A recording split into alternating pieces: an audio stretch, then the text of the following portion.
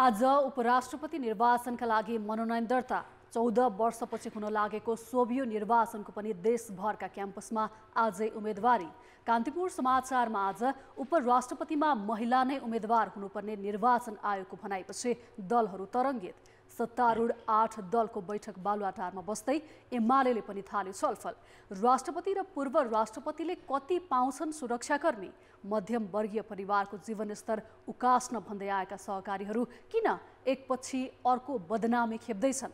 यो सँगै आज हामीसँग अन्तर्राष्ट्रियमा रुसी सेनाको डटेर सामना गरिरहेको युक्रेनी दावी र खेलकुदमा शहीद स्मारक ए डिभिजन लिगमा आज 3 खेल हुने। नमस्कार, अब मुख्य समाचार। उपराष्ट्रपतिका लागि आज मनोनयन, पुरुष उम्मेदवार बन्न नपाउने निर्वाचन आयोगको निर्देशन विवादमा संविधान विपरीत भएको गठबन्धन दलको टिप्पणी। शिवशिखर सहकारीका 50,000 बचतकर्ताको 10 अर्बभन्दा बढी रकम जोखिममा, रकम फिर्ता गर्न नसक्ने सञ्चालकको भनाइपछि देशभरका बचतकर्ता आन्दोलित। वीर र कान्ति लगायतका सरकारी अस्पतालका चिकित्सकले निजीमा काम गर्न नपाउने, अतिरिक्त समयमा पनि सेवा दिनुपर्ने गरी स्वास्थ्य मन्त्रालयले बनायो कार्यविधि। बाखमुत युद्धमा रुसको सबैभन्दा अब्बल युनिटका सेनाको डटेर सामना गरेको युक्रेनी दावी, आक्रमणको निरन्तर प्रतिकार गरिरहेको युक्रेनी सेनाको स्वीकारोक्ति। स्पेनिस लालिगा क्लब बार्सिलोना विरुद्ध भ्रष्टाचारको उजुरी, खेलको नतिजा आफ्नो बनाउन रेफ्री किनेको आरोप।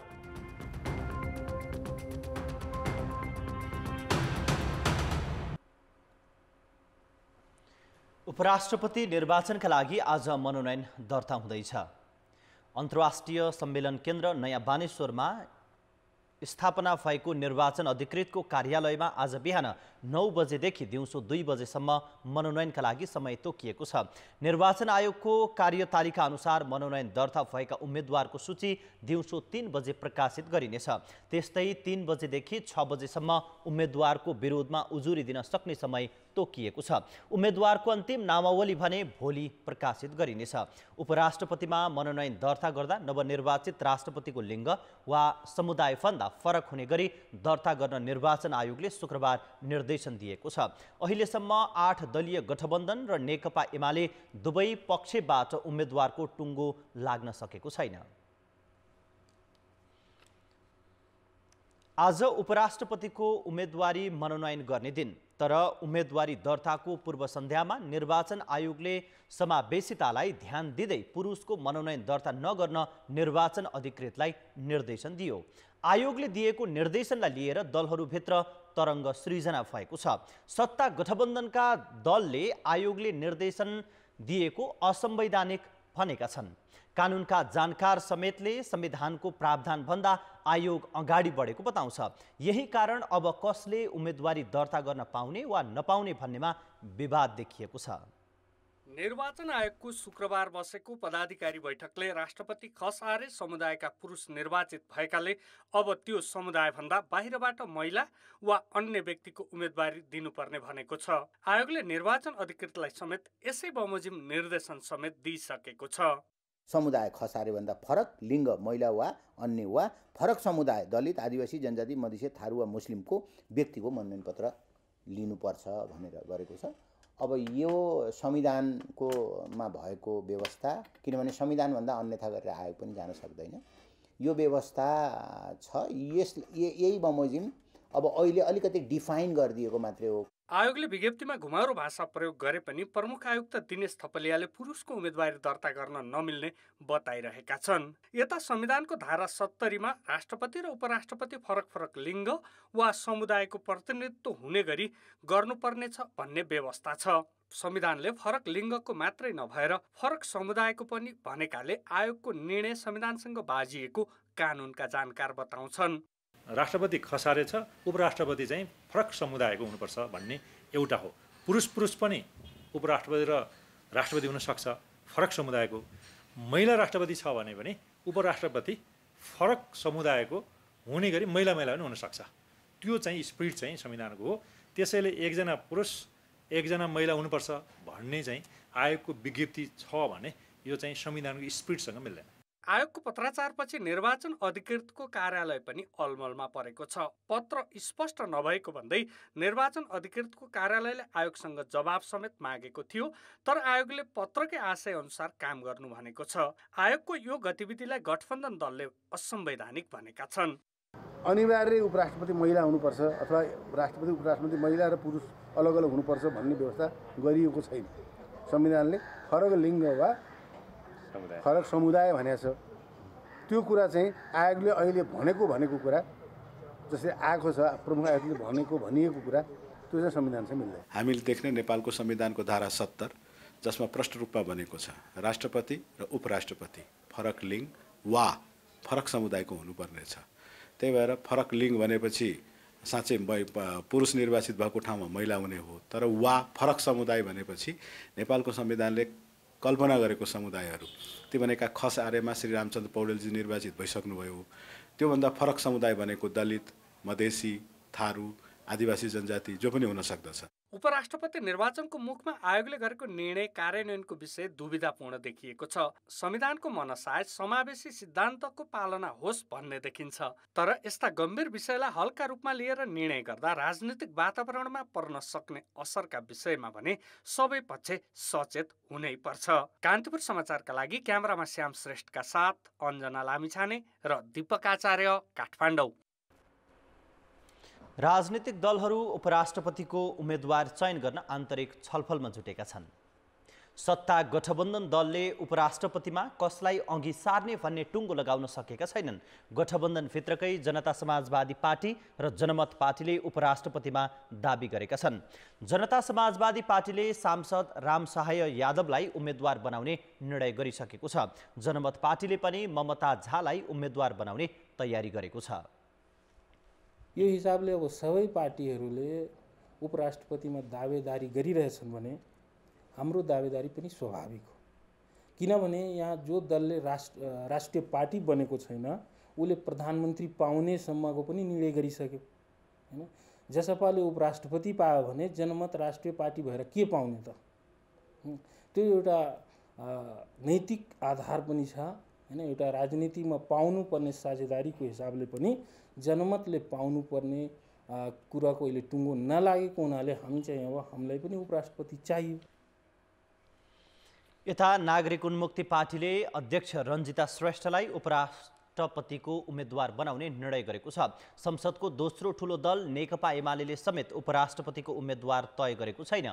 एमाले आज बिहान पार्टी पदाधिकारीको बैठक बोलाएको छ। निर्वाचन आयोगले चैत 3 गते हुने चुनावका लागि उपराष्ट्रपतिको उम्मेदवारी मनोनयन गर्दैछ।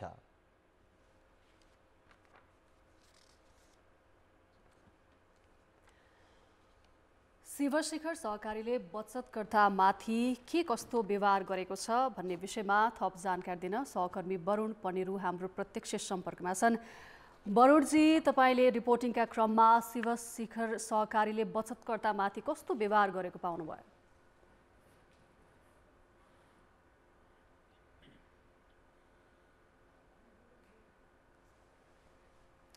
वरुणजी, हामीलाई सुन्दै हुनुहुन्छ? तपाईले रिपोर्टिङका क्रममा शिवशिखर सहकारीले बचतकर्ताहरूलाई दुर्व्यवहार गरेको पाउनु भएको छ, के छ पछिल्लो अवस्था?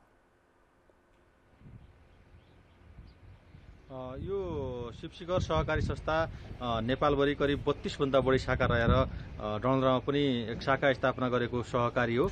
यो सहकारीमा डडेलधुरामा मात्रै करिब 2000 मान्छेले आफ्नो पैसा जम्मा गरेका छन् र उनीहरूले आफ्नो पैसा फिर्ता माग्न खोज्दाखेरि सहकारीका मान्छेहरूले पैसा फिर्ता नदिने र अहिले पैसा फिर्ता पाइँदैन भन्ने खालका व्यवहारहरू गर्न थालेपछि लामो अहिले 1 महिनादेखि यसमा विवाद सुरु भएको थियो। यो विवाद डडेलधुरामा मात्र होइन 32 वटै शाखामा शिवशिखर सहकारीले आफ्नो पैसा फिर्ता माग्न आउने मान्छेहरूका लागि पैसा फिर्ता दिइरहेको छैन र उनीहरूलाई हामी तपाईहरुलाई अहिले पैसा फिर्ता दिन सक्दैनौं भन्ने खालका व्यवहार उनीहरूमाथि तपाईँहरूले पैसा अहिले कहाँ पाइन्छ, भनेकै टाइममा पैसा पाइन्छ भन्ने खालका व्यवहार लगायत अवैध व्यवहार गर्न थालेको धेरै शाखाहरूमा हामीले गुनासो पनि सुनेका छौँ। हामीले रिपोर्टिङको क्रममा हेर्दाखेरि पनि धेरै मान्छेहरूले तपाईँहरूलाई अहिले पैसा फिर्ता पाइँदैन जानुहोस् भनेर भन्ने गरेको र सहकारीले जुन पैसा स्थानीयबाट जम्मा गरेको छ, आफ्नो निश्चय सङ्कलन गरेको छ, त्यो निश्चय सङ्कलनको ठुलो रकम दुरुपयोग भएको भनेर अहिले स्थानीयले आशंका गरेका छन्। उनीहरूले आफ्नो पैसा फिर्ताका लागि हरेक दिन सहकारीमा आउँदाखेरि पैसा फिर्ता दिन नसकिने भनेर सहकारले फिर्ता पठाउने गरेको छ। अहिले आफ्नो बचत रकमको सुरक्षाका लागि बचतकर्ताहरूले कहाँ कहाँ गुहारेका छन्? डडेलधुरा मात्रै जिल्ला प्रशासन कार्यालय र स्थानीय निकायहरूमा मान्छेहरूले नारा जुलुससहित प्रदर्शन पनि गरेका छन्। हामीले हिजो रिपोर्टिङ गर्दाखेरि पनि थुप्रै मान्छेसँग कुराकानी गर्दाखेरि पनि त्यो अवस्था देख्यौँ। जिल्ला प्रशासन कार्यालयमा उहाँहरूले 2 दिनसम्म सिडिओ कार्यालय जुन जिल्ला प्रशासन कार्यालय अन्तर्गतका माथका निकायहरू छन् उहाँहरूमा धाउनुभयो, सिडिओलाई भेट्नुभयो, थुप्रै निकायहरूलाई भेट्नुभयो। उहाँहरूले आफ्नो पैसा फिर्ता आउने एकदम खालि त्यो उहाँहरूसँग गफ गरेर मात्रै भएन, हामीलाई सही बाचा चाहियो भनेर पटक पटक उहाँले राख्नुभयो, तर समाधान भएन। केही दिन अगाडि उहाँहरूले यही शिव शिक्षा सहकारीमा तालाबन्दी पनि गर्नुभयो। यति गर्दाखेरि पनि उहाँहरूको पैसा नहुने देखेपछि उहाँहरूले अझै पनि हामीलाई तुरन्त पैसा फिर्ता चाहियो, होइन भने हामी अझ आन्दोलन गर्छौँ भन्ने खालका कुरा गरिरहनु भएको छ। जरी कैलालीमा पनि उहाँहरूले आन्दोलन गर्नुभयो, दाङमा आन्दोलन गर्नुभयो, सुर्खेतमा बन्द छ। अहिले जति शाखा छन् यी सबै शाखाहरू शिवशिखरका बन्द रहेका छन्। उनीहरूले खास चाहिँ पैसा फिर्ता माग्नका लागि हरेक दिन स्थानीयहरूको घुइँचो लाग्न थालेपछि सहकारले आफ्नो कार्यालयहरू बन्द गरेको छ अहिले। र स्थानीयहरूले पनि प्रशासन अथवा सहकारी विभाग जुन निकायमा यो दर्ता भएको त्यहाँबाट आफूले जम्मा गरेको जुन निक्षेप छ, जुन जम्मा गरेको पैसा छ त्यो तुरन्त फिर्ता पाउनु पर्यो भनेर उहाँहरूले चाहिँ माग गर्नुभएको छ। बचतकर्ताहरूले आफ्नो रकम फिर्ता मागिरहँदाखेरि त्यस सहकारीका सञ्चालकहरूले कहाँ छन्, उनीहरू के भन्छन्? मेन त अहिलेसम्म हामीले धेरै सहकारी सञ्चालकसँग सम्पर्क गर्न खोज्यौँ। मेन सञ्चालकहरू अहिले पनि मिडियाको सम्पर्कमा आउन चाहिरहनु भएको छैन। उहाँहरूले विभिन्न आफ्नो बाहिरका व्यक्तिहरू, कसैलाई द्वन्द्व व्यवस्थापन व्यक्ति भनेर, कसैलाई विपद व्यवस्थापन प्रमुख भनेर उहाँहरूले अहिले मान्छेहरूलाई पठाउने, उहाँहरूसँग गफ गर्ने गर्नुभएको छ। जो यसका मेन सञ्चालकहरू हुन् उहाँ सञ्चालकहरू अहिलेसम्म पनि मिडियाको सम्पर्कमा आउन चाहनुहुन्न।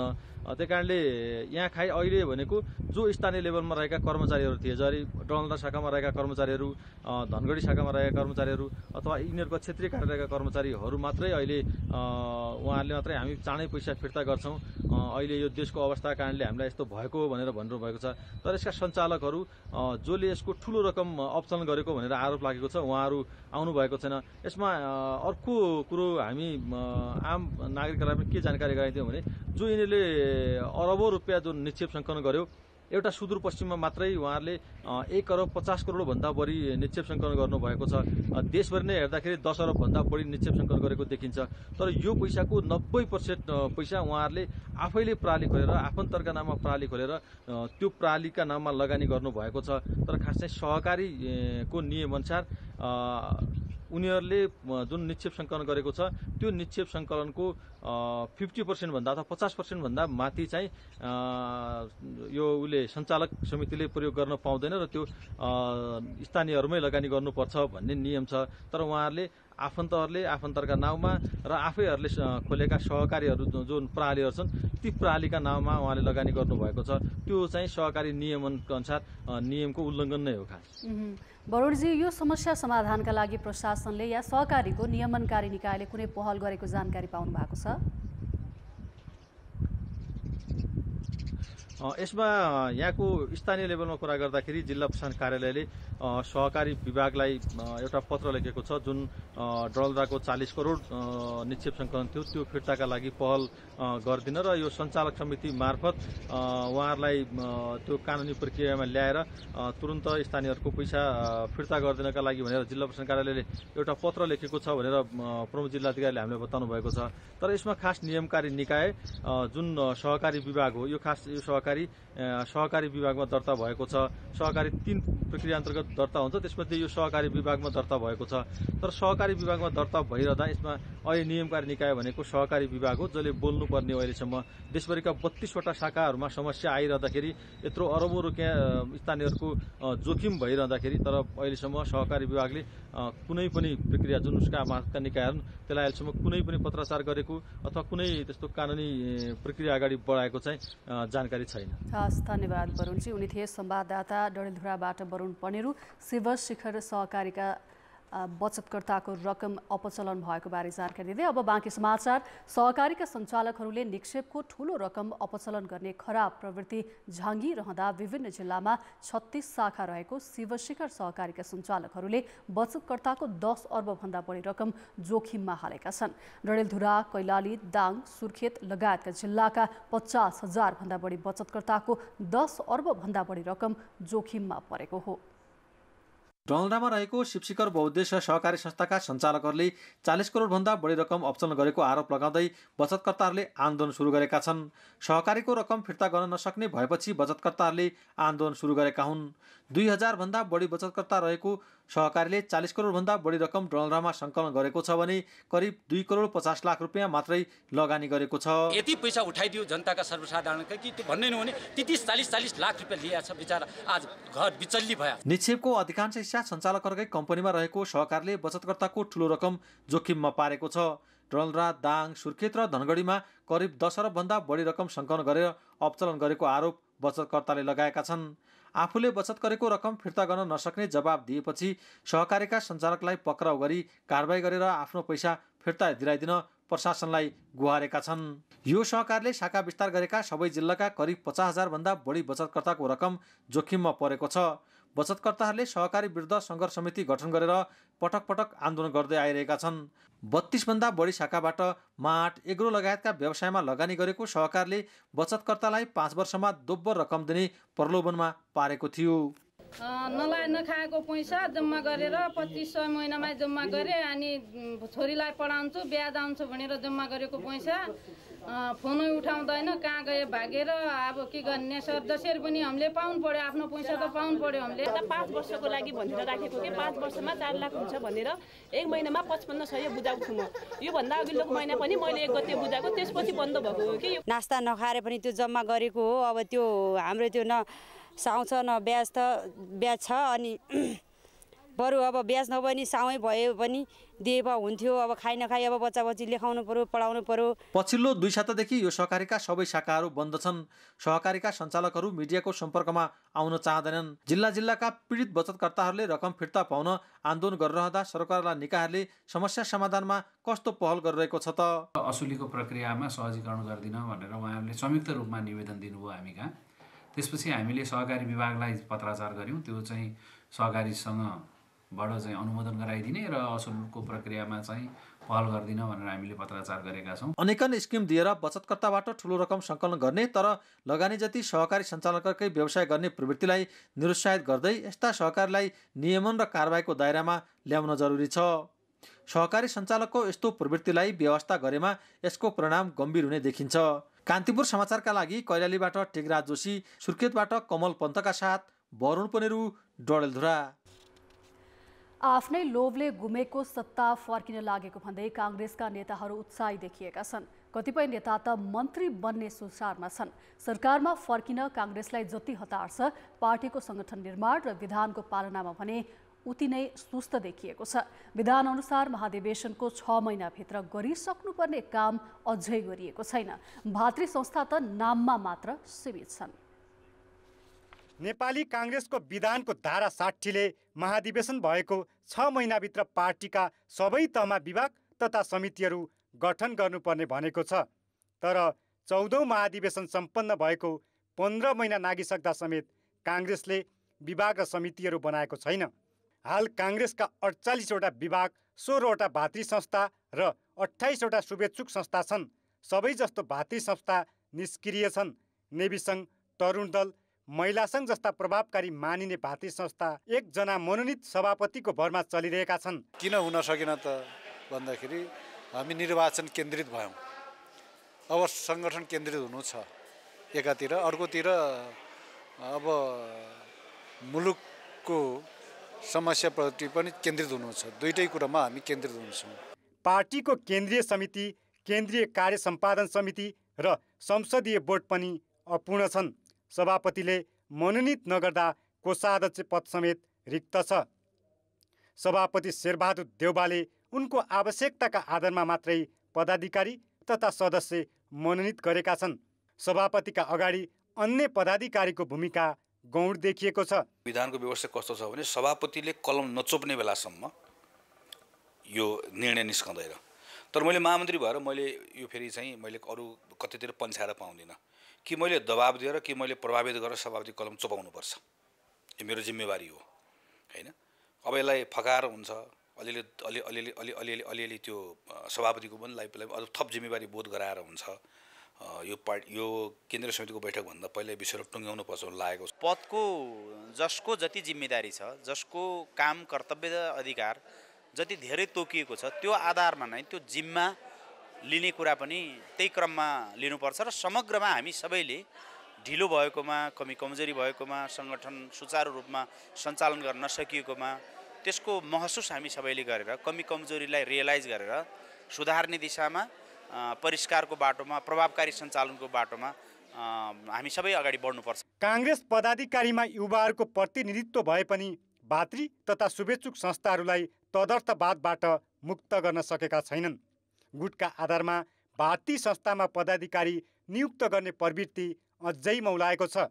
यो सम्पूर्ण भातृ सङ्गठनहरूलाई पूर्णता दिने र ती सङ्गठनहरूले चाहिँ महाधिवेशनतर्फ तत्काल कदम चाल्ने र विभागहरू पनि सम्बन्धित विधानको व्यवस्था अनुसार सम्बन्धित क्षेत्रमा सम्पूर्ण रूपमा क्रियाशील हुने काम हामीले गर्छौँ। नेपाली काङ्ग्रेस नेपालमै मात्रै होइन विकसित देशका पार्टीहरू मध्येमा आन्तरिक लोकतन्त्रमा पनि त्यत्तिकै मजबुत रहेको कुरा म तपाईँ मार्फत पनि म निवेदन गर्न चाहन्छु। आफूलाई सबैभन्दा बढी लोकतान्त्रिक दाबी गर्ने काङ्ग्रेसभित्रकै आन्तरिक लोकतन्त्रको अवस्था नाजुक छ। महाधिवेशनको 6 महिनामा हुने भनिएको नीति महाधिवेशनको सुरसार नै छैन। यतिसम्म कि केन्द्रीय समितिमा प्रदेश तथा प्रतिनिधि सभा निर्वाचनको समीक्षा समेत भएको छैन। कान्तिपुर समाचारका लागि क्यामेरामा मुरारी घिमिरेका साथमा प्रकाश मम, काठमाडौँ। संसदको दोस्रो ठूलो दल नेकपा एमाले राष्ट्रपति निर्वाचनसँगै आफ्नो गठबन्धनको साथ गुमाएको छ। कुनै समय संसदमा प्रतिनिधित्व गर्ने अधिकांश दललाई साथ लिन सफल एमाले अध्यक्ष केपी शर्मा ओलीले राष्ट्रपति निर्वाचनमा आफ्नो पार्टीका उम्मेदवारको पक्षमा कुनै पनि दलको पूर्ण समर्थन जुटाउन सकेनन्। यो घटनापछि राजनीतिक रूपमा एमाले एक्लै बनेको छ। गएको पुस 10 गते एमाले अध्यक्ष केपी शर्मा ओली निवास बालकोटमा भएको भनिएको सहमति अनुसार राष्ट्रपतिमा उसैले अघि सारेको उम्मेद्वार विजयी हुनुपर्ने हो।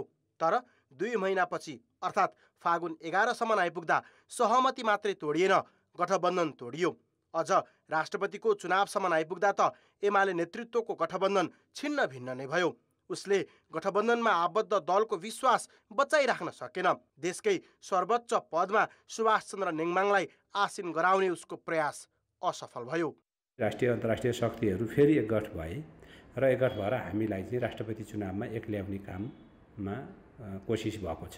तर हामीलाई केही छैन यसले, किनभने हामी जनतामा जाने कुरा हो।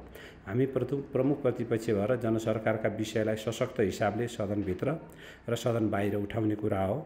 सुरुमा माओवादी केन्द्रको विश्वास गुमाए लगत्तै एमाले सङ्घीय सरकारबाट बाहिरिनु परेको थियो। त्यसपछि राष्ट्रपतिको चुनावसम्म आइपुग्दा उसले गठबन्धनमा रहेका अरू दल जनता समाजवादी पार्टी, नागरिक उन्मुक्ति पार्टी र जनमत पार्टीको समेत विश्वास गुमायो। एमालेसँग नजिक रहिरहेका भनिएका राष्ट्रिय प्रजातन्त्र पार्टी र राष्ट्रिय स्वतन्त्र पार्टीले समेत अन्तिम समयमा एमालेको साथ छोडे। उनीहरूले एमालेका राष्ट्रपतिका उम्मेद्वार नेङमाङलाई मत दिएनन्। राप्रपाले निर्वाचन नै बहिष्कार गर्यो भने राष्ट्रिय स्वतन्त्र पार्टीले काङ्ग्रेसका उम्मेद्वार रामचन्द्र पौडेललाई सहयोग गर्यो। हामी अपेक्षा के गर्छौँ भने अहिले पनि जुन किसिमको अस्थिरता सिर्जना गर्नको लागि जुन कार्यव्यवहारहरू हुन्छन् त्यो हुँदैन भन्ने कुरो अपेक्षा गरेका छौँ।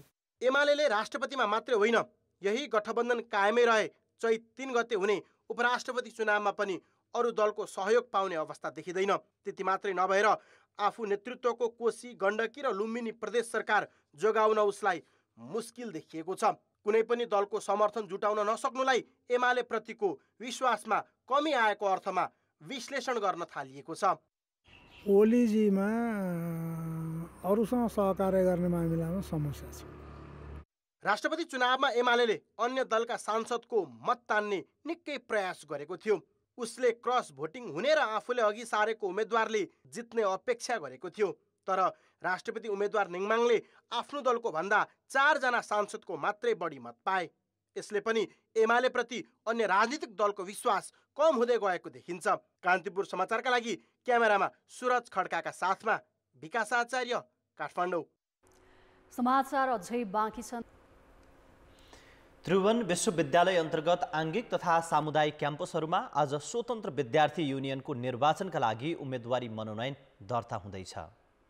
निर्वाचनका लागि मनोनयन दर्ताको समय बिहान 11 बजेदेखि दिउँसो 2 बजेसम्मका लागि तोकिएको छ। उम्मेदवारी दर्तापछि आज नै अन्तिम नामावली प्रकाशन गरिने केन्द्रीय निर्वाचन समितिले जनाएको छ। दाबी विरोध तथा छानबिनका लागि भोलिसम्मको समय दिइएको छ।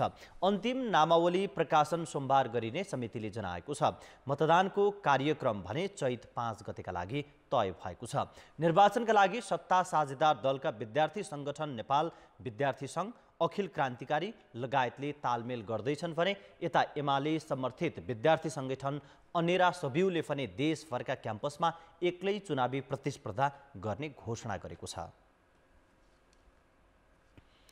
सरकारी अस्पतालका सेवा सुविधाका लागि सरकारले 3वटा केन्द्रीय अस्पतालमा 1 चिकित्सक 1 अस्पताल नीति लागू गर्ने भएको छ। यस अनुसार अब सरकारी चिकित्सकले आफू कार्यरत बाहेक अन्य स्वास्थ्य संस्थामा काम गर्न पाउने छैनन्। यो नीति कार्यान्वयन गर्न स्वास्थ्य मन्त्रालयले कार्यविधि बनाएको छ। काठमाडौँका 3वटा सरकारी अस्पताल वीर, कान्ति र परोपकार प्रस्तुति तथा स्त्रीरोग अस्पतालमा देशभरका बिरामी आउँछन्। बिरामीको चाप हुने भएकाले यी अस्पतालमा स्वास्थ्य सेवा सहज छैन। परीक्षण र रोग पहिचानकै लागि लामो समय पर्खनुपर्ने बाध्यता छ। सरकारले यी अस्पतालमा 1 चिकित्सक 1 अस्पताल लागू गरेपछि अब चिकित्सकले आफू कार्यरत बाहेक अन्य स्वास्थ्य संस्थामा काम गर्न पाउने छैनन्। सरकारले निर्धारण गरेको साताको 40 घण्टा बाहेक अन्य समयमा पनि अस्पतालमा काम गर्नुपर्ने हुन्छ। सरकारी अस्पतालमा जुनसुकै बेला विशेषज्ञ चिकित्सकबाट बिरामीको सहज उपचार र गुणस्तरीय स्वास्थ्य सेवा प्रदान गर्ने सरकारको लक्ष्य अनुसार यो अवधारणा अगाडि ल्याइएको हो। मेरो सम्पूर्ण सेवा यही स्वास्थ्य संस्थामै गर्नुपर्ने हुन्छ र सेवाग्राहीले पनि त्यो स्वास्थ्य संस्थामा गएपछि चिकित्सकलाई सधैँ भेट्छु र सेवा प्रवाह गर्न सक्ने खालको अवस्था हुन्छ भन्ने भयो भने चिकित्सकको पनि अलिकति आत्मीयता बढ्ने भयो। सेवा प्रवाह गर्ने सन्दर्भमा सधैँ त्यही संस्थाका लागि समर्पित भएर काम गर्ने भयो भने सेवाग्राहीलाई पनि म सधैँ त्यहाँ गएँ भने सम्बन्धित चिकित्सक भेट्छु र सधैँ त्यो चिकित्सकलाई भेटेपछि मेरो सेवा प्रवाहमा चाहिँ फलोअपमा र अरू कुरा परामर्श गर्न पनि सहज हुन्छ। त्यसो त सरकारले यो नीति ल्याइएको लामो समय भयो, तर नियमन अभावमा सरकारी अस्पतालमा कार्यरत चिकित्सकहरूले अधिकांश समय निजी अस्पताल तथा आफ्नै क्लिनिकमै बिताउने गरेका छन्। यसबाट बिरामीले सहजै उपचार नपाउने गुनासा धेरै आउने गरेका छन्। अस्पतालमा तपाईँको त्यस्तो किसिमको सुविधा यदि हुने हो भने जनताहरू सरकारी अस्पतालमा निजी अस्पतालमा भन्दा निश्चय नै सरकारी अस्पतालमा सेवा र सुविधा पाउने भएको हुँदा सरकारी अस्पतालमा के अरे सेवाग्राहीहरूको तपाईँको चाहिँ राम्रो किसिमको तपाईँको चाहिँ के अरे चाहिँ चाप हुन्छ, सेवाग्राहीलाई पनि फाइदा हुन्छ। चिकित्सक मात्र होइन, अस्पतालका स्वास्थ्यकर्मी र प्राविधिकहरू पनि निजी स्वास्थ्य संस्थामा काम गर्ने गर्छन्। अन्यत्र काम गर्न नपाउने भएपछि सेवा सुविधामा वृद्धि गरेर मात्र सरकारी नीति कार्यान्वयन हुनुपर्ने चिकित्सकहरूको भनाइ छ। चिकित्सकले बाहिरको प्राइभेट प्र्याक्टिस छोडेर अस्पतालमै समय दिने भन्दाखेरि उसले प्राइभेट प्र्याक्टिसमा कतिसम्म आर्जन गर्न सक्थ्यो त्यो हेरेर सरकारले त्यति नै नभए पनि त्यसको हाराहारीमा दिनुपर्ने स्थिति आउन सक्ला। अहिलेको स्थितिमा चाहिँ 9 देखि 5 बजेसम्म त्यो चिकित्सक सम्बन्धित जुन अस्पतालमा काम गर्ने हो त्यहाँ उसले फुल टाइम काम गरिदियो भने पनि यो बिरामीहरूले धेरै सेवा सुविधा राम्रो पाउँथे। लामो समयदेखि दरबन्दी नथपिँदा यसै त सरकारी अस्पतालका सेवा प्रभावित भइरहेका छन्। झन् त्यसमाथि भएकै चिकित्सक समेत अस्पतालमा पुरा समय नबस्दा सर्वसाधारण मर्कामा परिरहेका छन्। यस्तोमा यो नीति कार्यान्वयन हुने हो भने सरकारी अस्पतालको सेवा सुधारमा समेत बल पुग्ने देखिन्छ। कान्तिपुर समाचारका लागि क्यामेरामा मुरारी घिमिरे र राजेन्द्र महर्जनका साथ नारायण किलम्बु, काठमाडौँ। अब जनमत। हाम्रो प्रश्न छ, सरकारी अस्पतालका चिकित्सकले निजी स्वास्थ्य संस्थामा काम गर्नुलाई के भन्ने? ए गलत प्रचलन, बी अनुगमनको अभाव र सी क्षमताको सदुपयोग। जनमतको अन्तिम परिणाम आज साँझ 8 बजेको कान्तिपुर समाचारमा प्रसारण गर्नेछौँ। कृपया NEWS न्युज स्पेस AB वा सी टाइप गरी 34001मा SMS गरी आफ्नो मत व्यक्त गर्नुहोला। नेपालगञ्ज उपमहानगरपालिकाका उपप्रमुख कमरुद्दिन राई विरुद्ध जिल्ला प्रहरी कार्यालय बाँकेले सार्वजनिक न्याय विरुद्धको कसुरमा उजुरी दर्ता गरेको छ। पहिले मुद्दा दर्ता गर्न आनाकानी गरेको प्रहरीले जिल्ला सरकारी वकिल कार्यालय मार्फत आएकोले मुद्दा दर्ता गरी अनुसन्धान थालेको जनाएको छ। पूर्व मन्त्री सर्वदेव प्रसाद ओझाले सार्वजनिक न्याय विरुद्धको कसुरमा उपप्रमुख कमरुद्दिन राई विरुद्ध उजुरी दिएका हुन्। ठगीमा मुद्दा दर्ता गरेको प्रहरीले अनुसन्धान भइरहेको भन्दै अदालतबाट पक्राउ पुर्जी लिने प्रक्रियामा रहेको जनाएको छ। नेपालगञ्ज उपमहानगरपालिकाका उपप्रमुख कमरुद्दिन राईले भने यस बारेमा धेरै पहिले नै उच्च अदालतदेखि सर्वोच्च अदालतसम्म मुद्दा पुगेर फैसला आफ्नो पक्षमा आइसकेपछि अहिले दुःख दिने नियतले पुनः मुद्दा दर्ता गराएको बताएका छन्। अब जनताको आवाज। हामीले 7 प्रदेशमा सोधेका छौँ, संविधानमा व्यवस्था भएको समावेशी सिद्धान्त व्यवहारमा कतिको कार्यान्वयन भएको पाउनु भएको छ? जनताको आवाज। पहुँच भएको मान्छेहरू तिनीहरू मात्रै अगाडि बढेको देखिएको छ। गरिब निमुखा वर्ग जसको पहुँच छैन उनीहरूले त्यो व्यवस्थामा सहभागी हुन नसकेको अवस्था देखिन्छ। पूर्ण रूपमा चाहिँ आदिवासी जनजातिहरूको हक अधिकार चाहिँ कार्यान्वयनमा भएको देखिएको छैन। नातागोता सबैजनालाई समेटेर लाँदाखेरि होइन, यो हामीले सोचे जस्तो, हामीले उ गरे जस्तो चाहिँ यो भएको छैन। उपयोग चाहिँ के छ भनेदेखि पुरानै राज्य सत्ताले गरेको जस्तै, पुरानो राज्य सत्ताका मान्छेहरू जस्तै होइन, त्यो खालका चाहिँ देखिन्छ। समुदायहरूको प्रतिनिधित्व हरेक राज्यको हरेक निकाय क्षेत्र तह तबका त्यो कहीँ पनि त्यसको पालना भएको जस्तो म देख्दिनँ। जुन पिछडिएको छ उसलाई चाहिँ सधैँ पिछडाएकै छ। सम्पूर्ण रूपमा चाहिँ हुन सकेको छैन। जनजातिको हिसाबले छुट्याए पनि त्यसमा चाहिँ कारण हुन नसकेको त राज्यको कमजोरी हो। जो पाउनु पर्ने हो त्यो क्षेत्रले चाहिँ पाएको म चाहिँ देख्दैन। सबैले अवसर पाउनु भएको छ। पहिला शासन गर्न नपाउनेहरूले पनि आजभोलि शासन गर्नु पर्यो, तर अलि यसलाई बढाउनु पर्छ। ठुलो पदमा जान्छन् त्यहाँ त सबै एउटै जातको हालिमुहाली भएको देखिन्छ। व्यवहारमा कार्यान्वयन केही भए पनि केही चाहिँ कार्यान्वयन नभएको पनि हामी पाइरहेका छौँ। कार्यकारी पदमा चाहिँ प्रमुख पदमा चाहिँ सहभागिता नगराउँदाखेरि चाहिँ कता कता महिलाहरूलाई अल्मलाउनु खोजे हो कि जस्तो चाहिँ महसुस भएको छ। जति जनसङ्ख्या आदिवासी जनजातिहरूले लिएको छ त्यसको तुलनामा चाहिँ पर्याप्त चाहिँ छैन। व्यवहारमा हेर्दा चाहिँ एकदम धेरै दुःख लागेर यो अर्को आन्दोलन गर्नु पर्ला जस्तो लागिरहेछ। उच्च स्तरहरूमा चाहिँ जनजाति आदिवासी अथवा महिलाहरू चाहिँ पुगेको देखिँदैन। कानुनमा मात्र लेखिएको देखिन्छ, तर पनि यसलाई चाहिँ कार्यान्वयन भएको चाहिँ अहिले मैले मान्दैन। समावेशी सिद्धान्तहरू कतिपय रूपमा लागू भएको छ, तर जति हुनुपर्ने थियो अझै त्यति भएको छैन।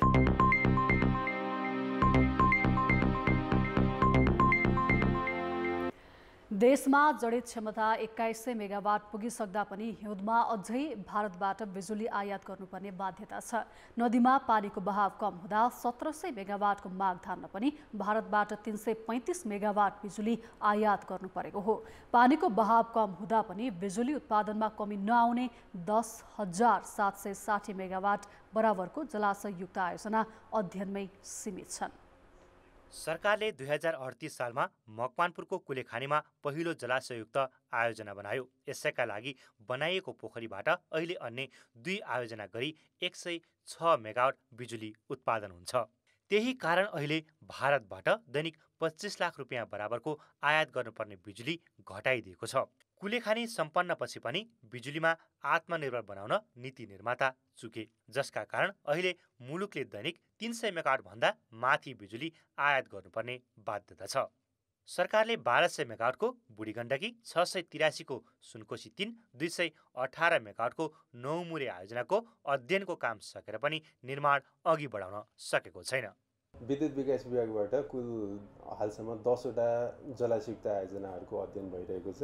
तीमध्ये अध्ययन सकिसकेको आयोजनामा चाहिँ 3वटा सुनकोशी 3 683 मेगावाट, नौमुरे जलाशयुक्त आयोजना 218 मेगावाट र सेती खोला 6 आयोजना 309 मेगावाट, यो गरेर लगभग 1200 मेगावाट हुन्छ भने विद्युत विकास विभागले 1210 मेगावाटका 3 आयोजनाको अध्ययन सकेको छ। सेती खोला 6 पश्चिम सेतीसँगै भारतीय कम्पनीलाई जिम्मा लगाइएको छ भने अन्य आयोजना लगानीकर्ता कुरेर बसेका छन्। यस बाहेकका 4613 मेगावाटका अन्य 7 आयोजनाको अध्ययन अघि बढेका छन्। त्यस्तै विद्युत प्राधिकरणले 635 मेगावाटको दुधकोशी जलविद्युत आयोजना, 200 मेगावाटको तमोर जलाशयुक्त आयोजनाको अध्ययन गरिरहेको छ। विद्युत उत्पादन कम्पनीले 1902 मेगावाटको मुगु कर्णाली र भारतीय कम्पनी जिएमआरले 900 मेगावाटको माथिल्लो कर्णाली अगाडि बढाउने जिम्मा लिएको छ। तर कागजी बाहेक कुनै पनि आयोजनामा भौतिक प्रगति भएको छैन। सरकार यसबाट पन्सिन मात्रै खोज्ने होइन, हात उठाएर पछाडि हुन खोजेको किन देखिँदैछ भने जलाशययुक्त आयोजनाको कोटाभित्रको पनि रन अफ रिभर नदी प्रवाहमा आधारित तर्फ 1500 मेगावाट चाहिँ त्यता सार्ने निर्णय गरेर पिपिए खोलेको अवस्था छ। यसले के देखिन्छ भने जलाशययुक्त आयोजना चाहिँ सरकार बनाउन सक्दिन भने हो कि भन्ने खालको आशय बुझ्न सकिन्छ। जलाशययुक्त आयोजना निर्माण अघि बढाउन नसक्दासम्म बर्सातमा खपत गर्ने र हिउँदमा कहाँबाट जुटाउने भन्ने चिन्ताबाट देश मुक्त हुन सक्दैन। बुढी गण्डकीका लागि सरकारले इन्धनमा लगाएको करबाट 96 अर्ब रुपियाँ उठाएसँगै जलाशययुक्त आयोजनाका लागि रकमको भन्दा इच्छा शक्तिकै अभाव हो भन्ने पुष्टि गरेको छ। कान्तिपुर समाचारका लागि क्यामेरामा रूपक कुरेलाका साथमा सुधिल पोखरेल, काठमाडौँ। आर्थिक र अन्तर्राष्ट्रिय समाचार अझै बाँकी छन्। अर्थ र विकास।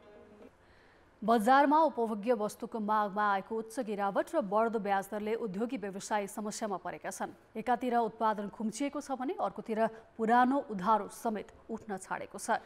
निर्माण सामग्रीदेखि दैनिक उपभोग्य वस्तुसम्मको उधारो नउठ्नुलाई विज्ञहरूले आर्थिक मन्दीको सङ्केतका रूपमा अर्थ्याएका छन्। गत माघ 10 गते काठमाडौँको बानेश्वरमा आत्मदाह गरेका इलामका प्रेम प्रसाद आचार्यले उधारोका कारण आफू समस्यामा परेको भन्दै त्यस्तो कारोबार अन्त्य गर्नुपर्ने माग गरेका थिए। आचार्य जस्तै अहिले कैयौँ व्यवसायी उधारोको समस्यामा परेका छन्। निर्माण सामग्रीदेखि दैनिक उपभोग्य वस्तुको उधारो उठाउन उद्योगी व्यवसायलाई हम्मे छ। सिमेन्ट उद्योगीको मात्रै अहिले 30 अर्ब रुपियाँ भन्दा बढी उधारो छ। त्यस्तै जुत्ता उद्योगीले 15 अर्ब रुपियाँ बराबरको उधारो उठाउन बाँकी रहेको बताएका छन्। करोडौँको कारोबार हुने सामग्रीको मात्र होइन, घर बढार्न प्रयोग गरिने कुचोको व्यवसाय गर्नेको समेत उधारो उठेको छैन। नेपाल कुचो सङ्घले 30 करोड रुपियाँ उधारो रहेको बताएको छ। अन्य व्यवसायको समस्या पनि उस्तै छ। नगद कारोबार हुन साथै डिजिटलाइजेसन हुन साथै तपाईँको कुनै पनि उद्योगी व्यवसायीलाई केवल 2% मात्र नाफामा दिए पनि 12 पटक महिनामा रोटेसन हुन्छ, त्यो 24%सम्म पुग्न जान्छ। यसले गर्दाखेरि आम उपभोक्तालाई पनि सस्तो हुने, उद्योगी व्यवसाय पनि सुरक्षित हुने। अर्थतन्त्रमा आएको सङ्कुचनले बजारको माग 1/3 खुम्चिएको छ। त्यसमाथि उधारो उठ्न छोडेपछि समस्यामाथि समस्या थपिएको छ। उद्योगीले डिलर र डिलरले होलसेलरबाट उधारो उठाउन सकेका छैनन्। त्यो उधारोमा केही चाहिँ नि पहिलाको नि आएपछि अनि बल्ल अहिले चाहिँ नि दिन सकिने भयो। त्यो उधारो बढाउँदै गएर चाहिँ नि माउन्ट एभरेस्ट बनाउन सकिने कुरा त ठाउँ छैन।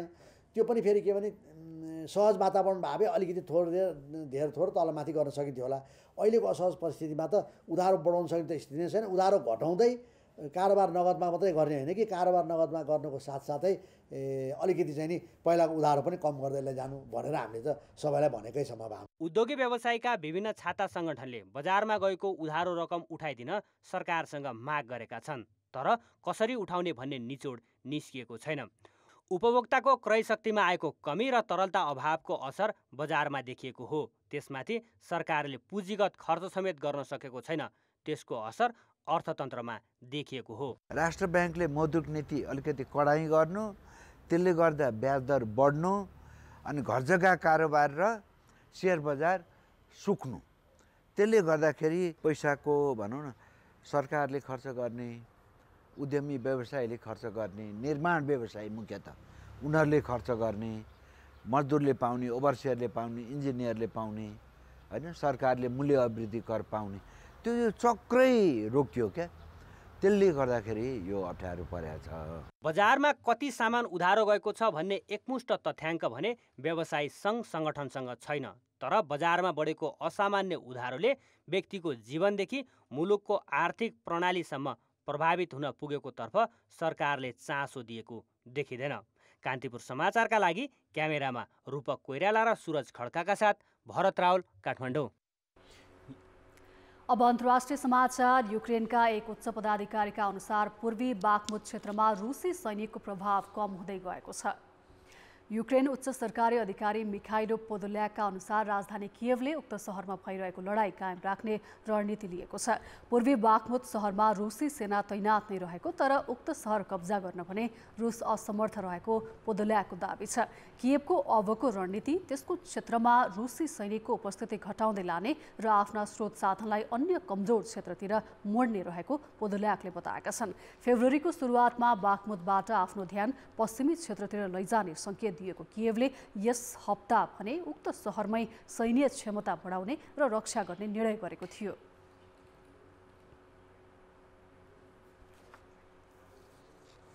समाचार अझै बाँकी छन्। खेलकुद समाचार। शहीद स्मारक ए डिभिजन लिगमा अपराजित जावलाखेल युथ क्लब विभागीय टिम एपीएफसँग प्रतिस्पर्धा गर्दैछ। यो खेल दिउँसो 2:30 बजे त्रिपुरेश्वर स्थित दशरथ रङ्गशालामा हुनेछ।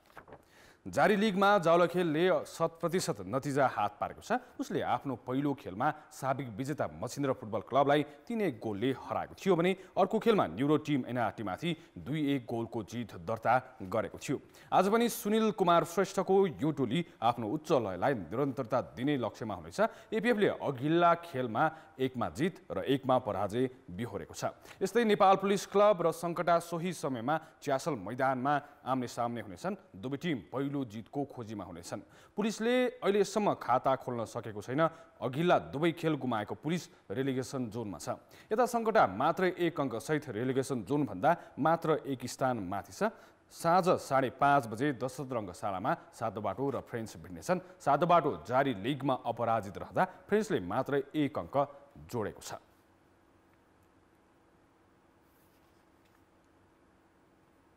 कान्तिपुर खेलकुद समाचारहरूलाई यति नै। कान्तिपुर समाचार अहिलेलाई सकियो। कान्तिपुर टेलिभिजन हेर्दै गर्नुहोला। नमस्ते।